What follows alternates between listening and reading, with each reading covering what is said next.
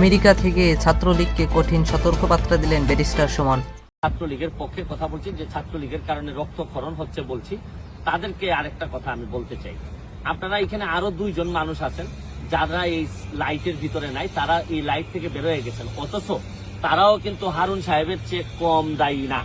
আপনারা জানেন যে হারুন সাহেবের সাথে ঝামেলাটা হয়েছে, আজিজ সাহেব হারুন সাহেবের সাথে বাকবিতণ্ডা করতে গেছেন।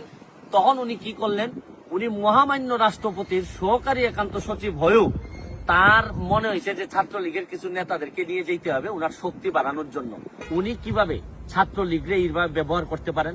আমার বিশ্বাস এই আজিজুল সাহেবও হয়তো ছাত্রলীগের ব্যাকগ্রাউন্ডের হবেন, নাইলে তো মহামান্য রাষ্ট্রপতির হয়তো এই জায়গায় পর্যন্ত যাওয়ার কথা না।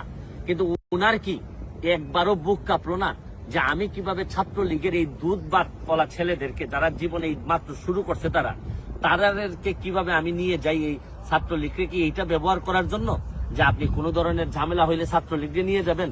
এখন যারা সফল তারাই যদি ছাত্রলীগকে যদি এইভাবে ব্যবহার করতে চান, তাহলে ছাত্রলীগকে বাঁচানো তো দূরের কথা, প্রতি সপ্তাহে সপ্তাহে রক্তকরণ হবে। আর আমি ছাত্রলীগের ভাইদের উদ্দেশ্যে একটা কথা বলতে চাই, দেখেন একটা জিনিস খেয়াল করে দেখেন, আজকে সাসপেন্ড করা হয়েছে হচ্ছে গিয়ে আপনার হারুন সাহেবকে সাসপেন্ড করা হয়েছে।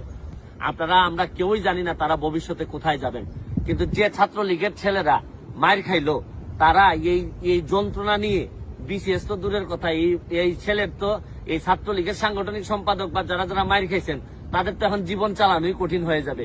আর এই যে হাসপাতালের খরচটা কে দিবে? আজকে হারুন সাহেব যদি মার খাইতেন, হাসপাতালের খরচ দিত পুলিশ ডিপার্টমেন্ট। আজিজুল সাহেব যদি মার খাইতেন, তাহলে হাসপাতালের খরচ দিত সরকার, অ্যাডমিনিস্ট্রেশন, রাষ্ট্রপতি ভবন থেকে এই খরচ হইতো। কিন্তু ছাত্রলীগের খরচ দিতে হবে কিন্তু ছাত্রলীগের মায়ের, ছাত্রলীগের যে কষ্ট করে যে মা এই পর্যন্ত ঢাকা বিশ্ববিদ্যালয় পর্যন্ত আনছে, তার খরচ দিতে হবে তার মায়ের।